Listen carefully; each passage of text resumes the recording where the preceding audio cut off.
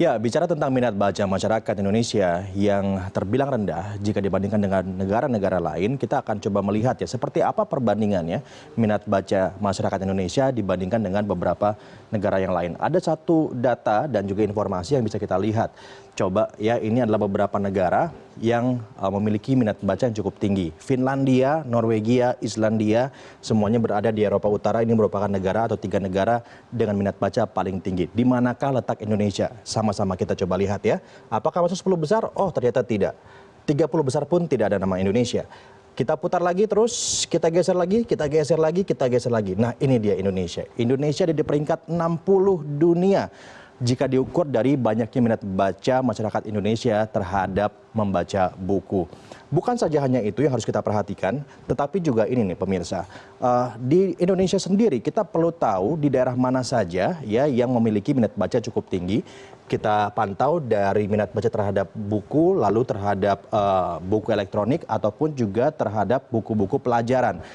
Kalau kita perhatikan, ya, di sana ada satu informasi yang menarik bahwa DI Yogyakarta itu memiliki jumlah pembaca paling tinggi 27,62% terhadap surat kabar atau majalah, diikuti oleh Kalimantan Utara lalu DKI Jakarta. Jadi DKI Jakarta urutan nomor 3 di angka 14%. Lalu terhadap buku-buku elektronik atau e-paper ataupun juga e-book misalnya, DI Yogyakarta masih ada di urutan pertama, bahkan angkanya cukup tinggi yaitu 57,85%, diikuti oleh Jakarta dan juga kemudian Bali. Sementara itu untuk buku-buku sekolah atau buku-buku pelajaran, Kepulauan Riau di angka 74%, tinggi sekali angkanya, diikuti oleh Yogyakarta dan juga DKI Jakarta. Jadi Yogyakarta ini merupakan daerah yang cukup tinggi ya terhadap minat baca, apakah terhadap buku pelajaran, majalah ataupun juga koran dan juga buku-buku elektronik.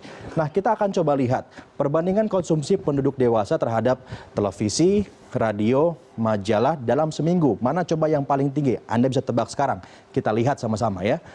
Nah, Daniar juga bisa sama-sama lihat nih. Ternyata pemirsa ya bahwa masyarakat dewasa atau penduduk dewasa mereka membaca koran sangat rendah. Kebanyakan 90% yang menonton televisi, bahkan angkanya kalau kita lihat dari 2009, 2012 ke 2015 angkanya meningkat. Sementara itu untuk mendengarkan radio menurun tajam dan juga membaca koran ataupun majalah juga menurun tajam. Ayo Daniar, sebelah mana? Ayo. Kalau saya sih memang menonton TV ya. Jadi ini kan satu survei yang memang dilakukan secara terus-menerus setiap tahunnya. Karena memang untuk sumber bacaan kita bisa dikatakan juga sebetulnya banyak, tapi tempat untuk membaca bukunya ada satu hal juga yang mengkritisi. Perpustakaan di Indonesia nampaknya sedikit dan kurang memberikan semangat masyarakat untuk masuk ke sana. Setuju, setuju.